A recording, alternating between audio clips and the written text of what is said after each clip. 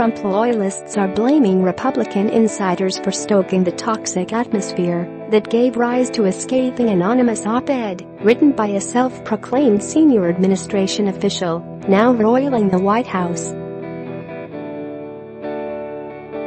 It seems to be the result of a deliberate attempt to place Trump opponents in this administration, former Trump campaign aide Michael Caputo told the Post.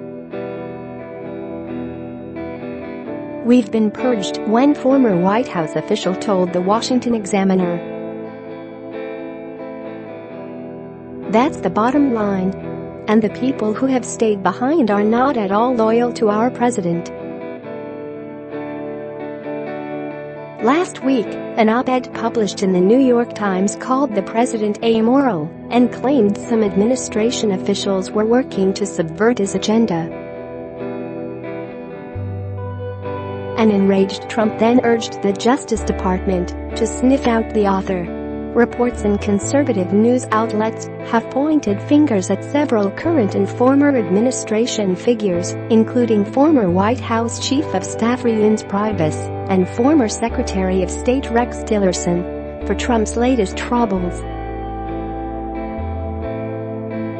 Critics say they insisted on hiring inside-the-Beltway bureaucrats and Bush administration veterans instead of firm Trump supporters for hundreds of executive branch jobs.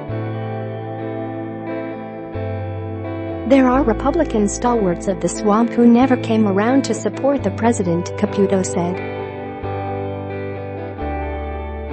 "A good number went quiet and burrowed themselves into the administration." See also Trump calls on Sessions to investigate who wrote resistance op-ed. President Trump said Friday that he wants Attorney General Jeff. It speaks to some kind of sad desperation on the part of never-Trumpers, even those inside the administration, that stems from the collapse of the Russia collusion narrative, said City Councilman Joe Borelli, R-Staten Island, Trump's New York campaign chairman in 2016.